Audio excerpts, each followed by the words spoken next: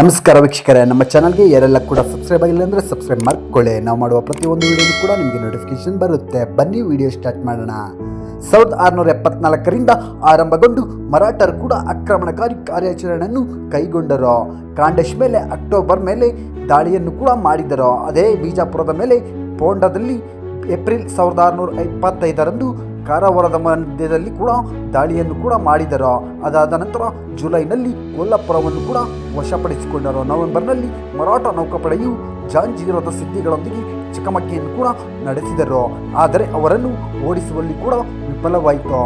ಆದರೆ ಅನಾರೋಗ್ಯದಿಂದ ಚೇತರಿಸಿಕೊಂಡ ನಂತರ ಮತ್ತು ಬಿಜಾಪುರದಲ್ಲಿ ಡೆಕ್ಕನಿಗಳು ಮತ್ತು ಅಫ್ಘನ್ನರ ನಡುವೆ ಭುಗಿಲೆದ್ದ ಅಂತರ್ಯುದ್ಧದ ಲಾಭವನ್ನು ಪಡೆದುಕೊಂಡ ಶಿವಾಜಿ ಏಪ್ರಿಲ್ 1676ರಲ್ಲಿ ಅಥಣಿಯ ಮೇಲೆ ಕೂಡ ದಾಳಿಯನ್ನು ಮಾಡುತ್ತಾರೆ.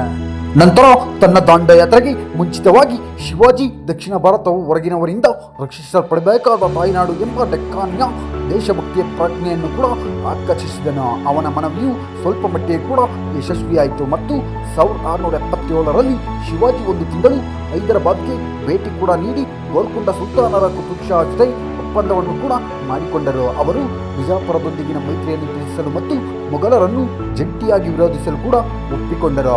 ಅದಾದ ನಂತರ 1677ರಲ್ಲಿ ಶಿವಾಜಿ ಗೋಲ್ಕೊಂಡ ಫಿರಂಗಿ ದಳ ಮತ್ತು ಹಿರಿಯ ಬೆಂಬಲದೊಂದಿಗೆ 30,000 ಅಶ್ವಸೈನ್ಯ ಮತ್ತು 40,000 ಕಾಲಾಳುಪಡೆಗಳೊಂದಿಗೆ ಕರ್ನಾಟಕದ ಮೇಲೆ ಕೂಡ ಆಕ್ರಮಣವನ್ನು ಕೂಡ ಮಾಡಿದರು. ಹಾಗೆ ದಕ್ಷಿಣಕ್ಕೆ ಮುಂದುವರಿದು ಶಿವಾಜಿ ವೆಲ್ಲೂರು ಮತ್ತು ಗಂಗಿಕೋಟೆಗಳನ್ನು ಕೂಡ ವಶಪಡಿಸಿಕೊಂಡನು. ನಂತರ ಅವನ ಮಗ 1ನೇ ರಾಜಾರಾಮ್ ಅವರ ಆಳ್ವಿಕೆಯಲ್ಲಿ ವೆಲ್ಲೂರು ಮತ್ತು ಗಿಂಗಿ ಮರಾಠರ ರಾಜಧಾನಿಯಾಗಿ ಕಾರ್ಯ ಕೂಡ ನಿರ್ವಹಿಸಿತು. ಈ ವಿಜಯವು ಅವನಿಗೆ ಮೈಸೂರು ಪ್ರಸ್ಥಭೂಮಿ ಮತ್ತು ಮದ್ರಾಸ್ ಕರ್ನಾಟಕದಲ್ಲಿ 100 ಕೋಟೆಗಳನ್ನು ಕೂಡ ಹೊಂದಿರುವ ವಿಶಾಲವಾದ ಪ್ರದೇಶವನ್ನು ಕೂಡ ಸ್ವಾಧೀನಪಡಿಸಿಕೊಂಡಿತ್ತು. ಅದೇ ಆಗಸ್ಟ್ 1677ರಲ್ಲಿ ಸ್ಥಳೀಯ ಅತೃಪ್ತ ಮುಖ್ಯಸ್ಥರ ಸಹಾಯದಿಂದ ಶಿವಾಜಿ ಚಿಕ್ಕದೇವರಾಜ ಒಡೆಯರ್ ಆಳ್ವಿಕೆಯನ್ನು ನಡೆಸಿದ ರಾಜ್ಯವನ್ನು ಕೂಡ ಆಕ್ರಮಿಸಿ ಶ್ರೀರಂಗಪಟ್ಟಣವನ್ನು ಕೂಡ ಲೂಟಿ ಮಾಡಿದನು. ನಂತರದ ಯುದ್ಧದಲ್ಲಿ ಚಿಕ್ಕದೇವರಾಜ ಒಡೆಯರ್ ಅವರು ಶಿವಾಜಿಯನ್ನು ಸೋಲಿಸಿ ಅಪ್ರತಿಮ ವೀರ ಎಂಬ ಬಿರುದನ್ನು ಕೂಡ ಸ್ವೀಕರಿಸಿದರು. ಶಿವಾಜಿಯು ತನ್ನ ಮಲ ಸಹೋದರ ವೆಂಕಾಜಿ ಜೊತೆ ರಾಜಿ ಮಾಡಿಕೊಡಲು ಕೂಡ ಉದ್ದೇಶಿಸಿದ್ದನು. ಶಹಾಜಿಯ ನಂತರ ತಾಂಜಾವೂರು ಆಳುತ್ತಿದ್ದ ತುಕಾಬಾಯಿಯಿಂದ ಹುಟ್ಟಿದ ಶಹಾಜಿಯ ಮಗ ಆರಂಭದಲ್ಲಿ ಭರವಸೆ ನೀಡಿದ ಮಾತುಕತೆಗಳು ಕೂಡ ವಿಫಲವಾದವು. ಆದ್ದರಿಂದ ರಾಯಗಢಕ್ಕೆ ಹಿಂದಿರುಗುವಾಗ ಶಿವಾಜಿ 1677ರ ನವೆಂಬರ್ 26ರಂದು ತನ್ನ ಮಲ ಸಹೋದರನ ಸೈನ್ಯವನ್ನು ಕೂಡ ಸೋಲಿಸಿ ಮೈಸೂರು ಪ್ರಸ್ಥಭೂಮಿಯಲ್ಲಿ ಅವನ ಹೆಚ್ಚಿನ ಆಸ್ತಿಗಳನ್ನು ಕೂಡ ವಶಪಡಿಸಿಕೊಂಡನು. ಶಿವಾಜಿ ಬಹಳವಾಗಿ ಗೌರವಿಸುತ್ತಿದ್ದ ವೆಂಕೋಜಿಯ ಪತ್ನಿ ದೀಪಾಬಾಯಿ ಶಿವಾಜಿಯೊಂದಿಗೆ ಹೊಸ ಮಾತುಕತೆಗಳನ್ನು ಕೂಡ ಕೈಗೊಂಡಳು ಮತ್ತು ತನ್ನ ಪತಿಯನ್ನು ತನ್ನ ಮುಸ್ಲಿಂ ಸಹಾಯಗಾರರಿಂದ ದೂರ ಇರುವಂತೆ ಕೂಡ ಮನವೊಲಿಸಿದಳು. ಕೊನೆಯಲ್ಲಿ ಶಿವಾಜಿ ತಾನು ವಶಪಡಿಸಿಕೊಂಡ ಅನೇಕ ಆಸ್ತಿಗಳನ್ನು ಅವಳಿಗೆ ಮತ್ತು ಅವಳ ಮಹಿಳಾ ವಂಶಸ್ಥರಿಗೆ ಕೂಡ ಹಸ್ತಾಂತರಿಸಲು ಒಪ್ಪಿಕೊಂಡನು. ವೆಂಕೋಜಿ ಪ್ರದೇಶಗಳ ಸರಿಯಾದ ಆಡಳಿತ ಮತ್ತು ಶಹಾಜಿಯ ನಿರ್ವಹಣೆಗಾಗಿ ಹಲವಾರು ಷರತ್ತುಗಳಿಗೆ ಒಪ್ಪಿಗೆ ಕೂಡ ನೀಡಿದನು.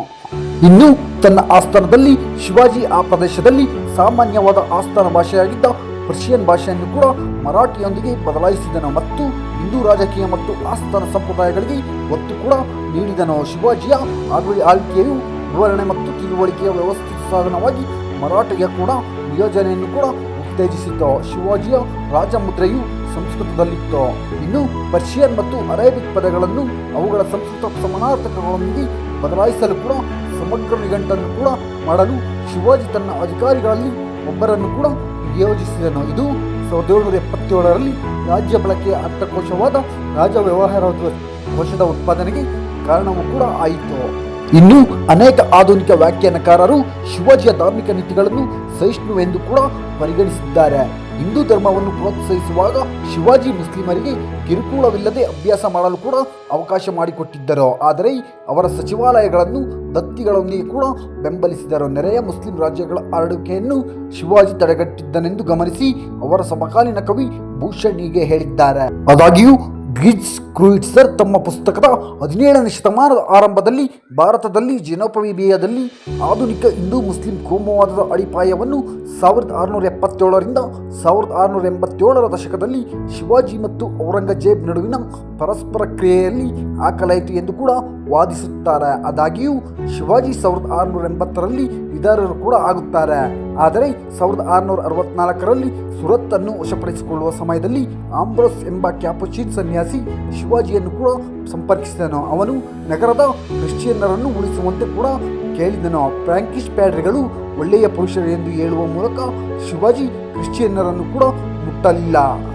ಶಿವಾಜಿ ಸಾರ್ವತ್ರಿಕ ಹಿಂದೂ ಆಡಳಿತವನ್ನು ರಚಿಸಲು ಪ್ರಯತ್ನಿಸುತ್ತಿರಲಿಲ್ಲ. ಅವರು ವಿಭಿನ್ನ ಧರ್ಮಗಳ ಬಗ್ಗೆ ಸಹಿಷ್ಣುರಾಗಿದ್ದರು ಮತ್ತು ಸಮನ್ವಯದಲ್ಲಿ ಕೂಡ ನಂಬಿಕೆಯನ್ನು ಇಟ್ಟಿದ್ದರು. ಹಿಂದೂ ನಂಬಿಕೆಗಳು ಮತ್ತು ಸ್ಥಳಗಳಿಗೆ ಅನುಗುಣವಾಗಿ ಅಕ್ಬರ್ನಂತೆ ವರ್ತಿಸುವಂತೆ ಕೂಡ ಅವರು ಔರಂಗಜೇಬರನ್ನು ಒತ್ತಾಯಿಸಿದರು. ಹಿಂದೂ ಶಕ್ತಿಗಳ ವಿರುದ್ಧವೂ ಸಹ ಸುತ್ತಮುತ್ತಲಿನ ಮುಸ್ಲಿಂ ರಾಷ್ಟ್ರಗಳೊಂದಿಗೆ ಮೈತ್ರಿ ಮಾಡಿಕೊಳ್ಳುವಲ್ಲಿ ಶಿವಾಜಿ ಹೆಚ್ಚಿನ ತೊಂದರೆಯನ್ನು ಕೂಡ ಇರಲಿಲ್ಲ. ರಜತಪುತ್ರರಂತಹ ಮೊಘಲರ ವಿರುದ್ಧ ಹೋರಾಡುವ ಇತರ ಕೆಲವು ಹಿಂದೂ ಶಕ್ತಿಗಳೊಂದಿಗೆ ಅವರು ಪಡೆಗಳನ್ನು ಕೂಡ ಸೇರಲಿಲ್ಲ. ಅವರ ಸ್ವಂತ ಸೈನ್ಯವು ಮೊದಲಿನಿಂದಲೂ ಮುಸ್ಲಿಂ ನಾಯಕರನ್ನು ಕೂಡ ಹೊಂದಿತ್ತು. ಮೊದಲ ಪಠಾಣ್ ಘಟಕವು 1656ರಲ್ಲಿ ರಚನೆಯಾಯಿತು. ಅವರ ಅಡ್ಮಿರಲ್ ದರ್ಯಾ ಸಾರಂಗ್ ಕೂಡ ಮುಸ್ಲಿಂ ಆಗಿದ್ದರು.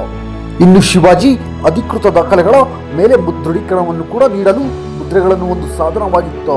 ಶಹಾಜಿ ಮತ್ತು ಜೀಜಾಬಾಯಿ ಪರ್ಷಿಯನ್ ಮುದ್ರೆಗಳನ್ನು ಕೂಡ ಹೊಂದಿದ್ದರು. ಆದರೆ ಶಿವಾಜಿ ಆರಂಭದಿಂದಲೂ ಕೂಡ ತನ್ನ ಮುದ್ರೆಗೆ ಸಂಸ್ಕೃತವನ್ನು ಕೂಡ ಬಳಸುತ್ತಿದ್ದರು.